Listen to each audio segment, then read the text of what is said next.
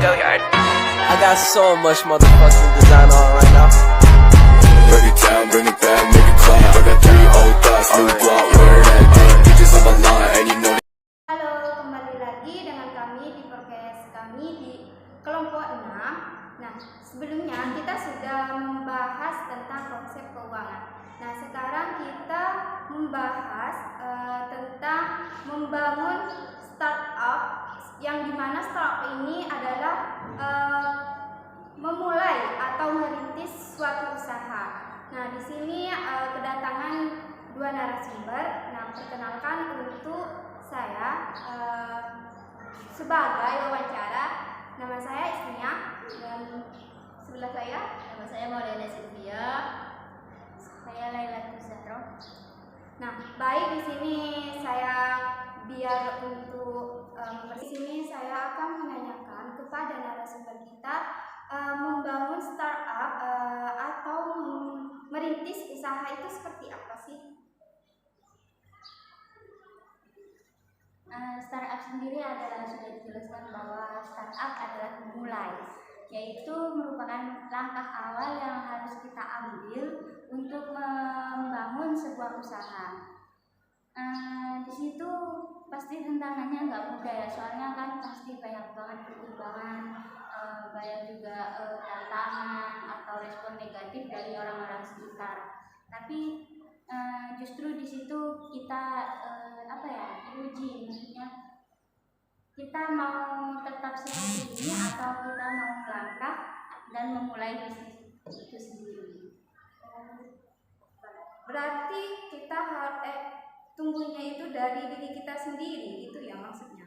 Ya, Baik, kalau menurut sudah benar ya apa yang tadi sudah dikatakan juga Mbak Ilanya, startup itu memulai usaha baru. Istilahnya itu ingat bahwa usaha besar itu dimulai dari hal sebuah yang kecil, di mana untuk memulai suatu usaha itu mulainya dari kecil itu tidak perlu seperti tidak usah khawatir bahwa jika suatu usaha dibangun dengan lebih kecil, nanti lama-lama akan berkembang, di mana kita harus mempunyai pikiran atau mindset bahwa kita harus bisa melakukan pengusahaan sukses. Bagaimanapun kita harus memulai karir ini dari bawah dan harus berpikir keras dan harus merintis bagaimana caranya agar usaha kita akan berkembang atau semakin. Oh, baik. Nah, intinya dari apa yang sudah dijelaskan narasumber kita itu harus membangun dari diri kita sendiri untuk merintis usaha yang kita akan lakukan dan mengubah pola pikir kita dan mindset kita. Nah, baik, selanjutnya yang dimana tadi sudah dijelaskan oleh Kak Silvi untuk memulai atau merintis usaha itu kita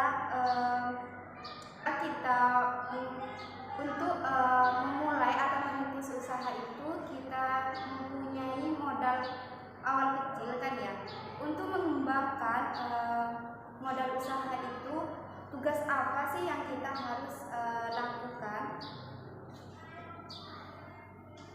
Nah, yang pertama itu melawan keterbatasan ya. Istilah keterbatasan itu kan lebih ke jika kita punya segini harus dikira-kira cukup untuk memulai usaha, karena ketika hanya memiliki sedikit modal, namun setidaknya kita tuh memiliki modal meskipun hanya sedikit modalnya, tapi kita setidaknya udah punya modal gitu untuk membuka usaha baru gitu. Jadi kita jika udah memiliki uang toko, istilahnya kita kan hanya mengisi-isinya saja untuk membangun sebuah usaha itu. Terus melawan ketidakpastian, semua jika sudah niat dan sudah ada meskipun modalnya sedikit, pasti tidak ada yang tidak pasti. Yang sudah disebutkan pepatah itu. Jadi untuk itu bagaimana caranya kita mengubah seumpama dari arah angin yang bisikan-bisikan kamu gak bakal bisa nih, jadi kita masa sih tidak pasti untuk bisa membangun. Jadi kita harus mengubah arah, kita harus pasti gitu bahwa kita itu bakal merintis usaha yang lebih besar dan sukses gitu. Jadi kita harus ya istilahnya juga semangat gitu, jangan berpikir pantang positif terus gitu, jangan pantang ya. menyerah gitu, istilahnya seperti itu. Nah, selanjutnya itu kita bisa melawan ketidakberdayaan. Namanya juga orang berjuang ya, pasti ada tantangannya, tapi kita harus tetap berani melawan ketidakberdayaan tersebut. Adalah harus semangat, tidak boleh lelah Ya, gitu. kita semangat. Nah, selanjutnya itu kita harus bisa melawan gravitasi kemunduran. Dimana sudah pastinya kita tahu kan bahwa untuk memulai sebuah bisnis itu banyak banget sisi negatif atau tanggapan negatif maupun dari orang sekitar atau lingkungan sekitar itu. Nah, di situ kita harus bisa melawan Gravitasi maksudnya tersebut. dari sisi negatif dari orang gitu. Kita harus tidak boleh down karena kita harus bisa mengubah dari bawah, harus bisa ke atas. Ya, karena memang sudah dari awal diniatkan untuk membuka usaha, maka kita harus punya sifat konsisten ya. Jadi mau gak mau kita harus bisa melawan gravitasi kemunduran tersebut. Baik, saya bisa menarik kesimpulan dari dua narasumber kita. Kita ingin menjadi seorang yang sukses, menjadi seorang pembisnis, maka kita itu harus memiliki komitmen yang kuat dan untuk mencapai kesuksesan tersebut. Nah, di mana kita harus mempunyai ambisius dan lakukan apapun yang kita mau dan untuk mendapatkan apa yang kita tuju. Dan juga kita perlu harus keluar dari zona aman, yang dimana kita menjadi dari garis start yang dimana kita sudah rencanakan dari awal untuk memulai atau merintis usaha yang kita perjuangkan. Maka dari itu jangan hanya berharap saja, kita harus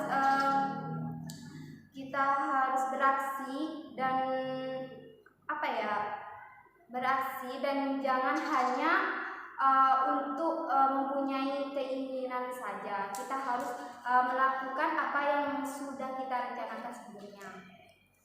Untuk selanjutnya di sini saya akan pertanyakan untuk menjadi seorang orang yang sukses atau rahasia sukses itu dengan cara apa?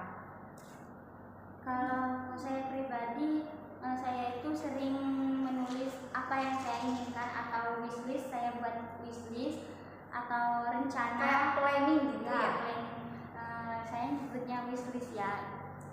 Itu saya tulis, saya catat karena setiap kali saya melihat tulisan itu rasanya itu ada semangat tersendiri atau ada kesadaran buat ngewujudin. Jadi secara nggak langsung kan itu jadi penyemangat buat kita. Nah, setelah saya baca-baca juga bahwa menulis keinginan kita itu bisa menjadi salah satu tips untuk sukses juga. Mengapa demikian ya Kak? Karena itu tadi, tiap saya pribadi tiap melihat tulisan itu saya punya semangat bahwa saya itu sadar bahwa ada hal yang harus saya wujudkan.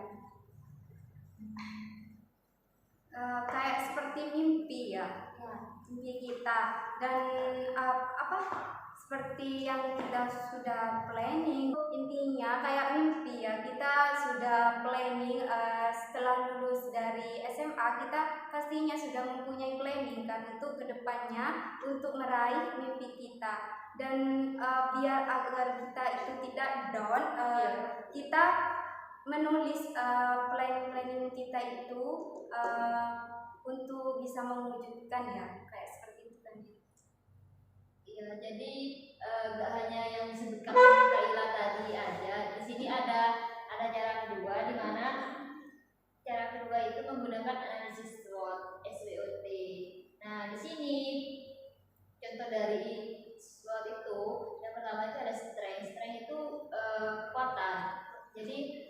kan dalam melakukan sebuah usaha itu pastinya memiliki SDM yang berkualitas, langsung sih tunggu, tak usah bujuk. Yang kedua itu ada pastinya dalam merintis usaha ada juga kelemahan atau weakness. Yang ketiga ada treatment itu seperti apa ya, ada ancamannya juga pastinya ya. Sebuah memulai usaha baru itu tidak berjalan mulus gitu. Pasti ada ancaman yang di belakang sedang mengintai, yang seperti harganya sekarang itu ya, ancaman carok gitu ya. Terus ada peluang atau opportunities bang. Terus ada opportunities atau yang disebut dengan peluang. Nah, setelah itu contoh selesai.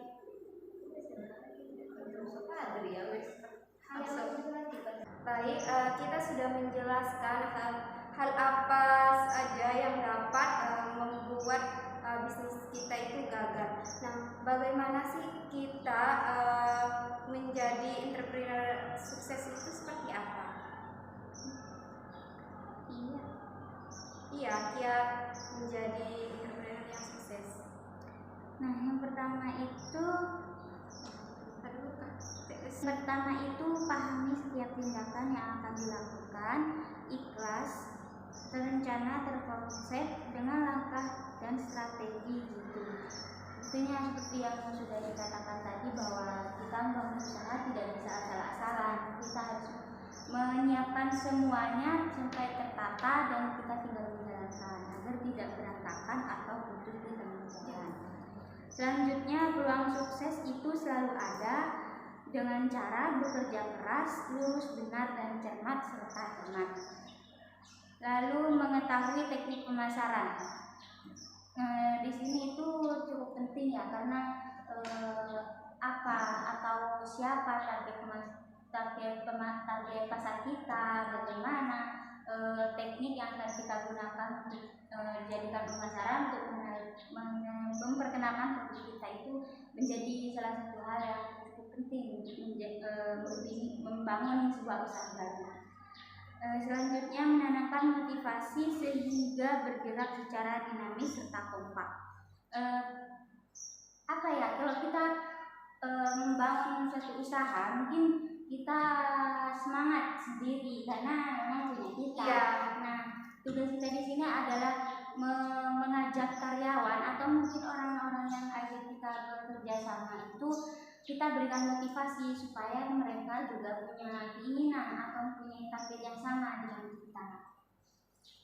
Ya, dan biasanya setelah itu kita bisa melakukan kemampuan negosiasi atau tawar menawar, karena kemampuan pasar itu dari yang sudah dijelaskan oleh Kak Ila, pastinya ada suatu tawar menawar dalam melakukan sebuah usaha, karena tidak pastinya udah harga segini kan, jika target pasar pastinya ada tawar menawar juga, karena kan orang juga banyak yang nakal ya, sering membengkakkan tidak sesuai dengan ini ya. Terus kemampuan menentukan kapan sih dapat mengambil keuntungan atau tidak, terus kemampuan untuk mengetahui dan menemukan sumber potensinya itu harus bagaimana juga harus diisi. Terus juga etika ramah sopan, menghargai dan tidak mengurangi nilai harga.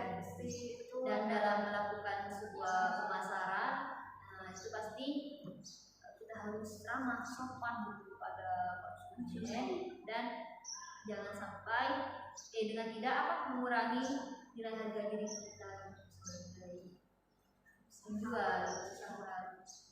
Terus yang tentunya harus dapat dipercaya. Jika tidak dapat dipercaya oleh konsumen, bagaimana kita merintis usaha itu dengan selanjutnya gitu jika kita sudah tidak percaya dengan konsumen dan kemampuan menghadapi. Alasan yang harus kita lakukan untuk berwirausaha itu seperti apa? Kalau alasan itu mungkin tergantung pribadi masing-masing ya, tapi kalau menurut saya itu ada beberapa alasan kenapa seseorang memilih menjadi seorang wirausaha. Iya. Yang pertama itu mungkin karena terpaksa atau desakan dari kebutuhan hidup ya, karena sudah kita bicarakan bahwa menjadi karyawan itu gaji kita hanya segitu, mungkin tidak cukup atas kebutuhan hidup kita, jadi kita terpaksa dan menjadi seorang wirausaha sendiri. Ya. Jadi seorang wirausaha. Selanjutnya coba-coba atau faktor lingkungan atau mungkin iseng. Hal ini kan banyak terjadi pada pengusaha-pengusaha muda, mungkin yang iseng buat suatu apa, mungkin di upload atau diposting ke sosmed, terus ada orang yang berminat gitu, ternyata justru bisa dijadikan sebuah wirausaha. Nah selanjutnya itu wirausaha yang inovatif dan terus berpikir kreatif dalam melihat peluang untuk meningkatkannya. Dimana menjadi seorang wirausaha kita itu harus punya pemikiran untuk terus mengembangkan apa yang kita usahakan tadi. Ya baik Kak, jika tadi alasan berwirausaha sudah dijelaskan ya. Nah jika jenis dan bentuk bidang usaha itu sendiri seperti apa? Jika jenisnya dalam bidang usaha itu pastinya banyak ya Pak. Iya. Di salah satunya itu bisa di bidang usaha pertanian, kita bisa menjual hasil pertanian kita, misalnya kita bercocok padi, bercocok tanam padi, ataupun kita menanam singkong, jagung, itu kita bisa buat usaha, jagungnya itu dijual di pabrik dan rumput-rumputnya itu bisa kita jual juga, karena rumputnya itu bisa juga dijual untuk makan sapi. Iya. Biasanya Kak, karena ada di jalan-jalan itu Kadang tidak ada di suatu daerah susah. Nah, Iya. di jalan-jalan itu pernah saya melihat satu ikat batangnya jagung itu 10.000 Kak. Jadi lumayan bisa kan ya? juga. Nah, Iya. itu pun sedikit gitu. Terus ada di bidang pertambangan seperti galian pasir, batu bara, itu kan istilahnya usaha besar ya Kak ya. Karena ya seperti yang kita tahu, usaha pertambangan, tambang itu berini ya Kak ya, uang yang ya lumayan gitu lah. Seperti yang kita ketahui. Terus bidang di pabrik kita seperti pabrik mesin atau pabrik kan banyak juga ya Kak ya. Kita bisa membuka usaha pabrik baju gitu, misalnya kilat. Terus bidang usaha perdagangan seperti kita melakukan penjualan toko, grosir gitu, itu kan juga usaha yang istilahnya ya usaha gitu Kak, karena kita beli ini grosiran yang berapa ini bisa jadikan usaha banyak gitu ya, kurang lebih segitu ya. Dan cara untuk memulai usaha itu sendiri seperti apa? Yang pertama itu mendirikan usaha baru, dimana kita memulainya mungkin dari tadi, mungkin bisa dari hobi atau iseng atau apa, kita punya produk, kita hasilkan produk baru, kita jadikan sebuah usaha baru. Ada 3 bentuk usaha yang dapat dirintis. Yang pertama perusahaan milik sendiri, yaitu kita dikelola sendiri dan ya kita pegang sendiri. Yang kedua itu persekutuan, yaitu kerjasama dengan 2 orang atau lebih yang secara bersama-sama menjalankan usaha. Bisa kayak mungkin sekarang tuh banyak sama teman-temannya, atau mungkin ada juga yang pacaran sambil berusaha. Ya, banyak sekarang Kak, bisa usaha buat figura itu thrift gitu, yang ketiga itu ada perusahaan berbadan hukum, yaitu perusahaan yang didirikan atas dasar badan hukum dengan modal saham-saham ini seperti perusahaan-perusahaan besar yang mungkin biasa kita lihat di TV gitu ya Kak ya. Nah, yang kedua itu cara memulai usaha baru. Yang kedua dapat kita mengambil alih bisnis keluarga atau mungkin bisnis turunan dari keluarga. Ya, kan banyak ya. Bisnis jamu itu kan dilakukan turun-temurun ya, ya. yang kita wawancarai kemarin itu secara turun-temurun dari keluarga.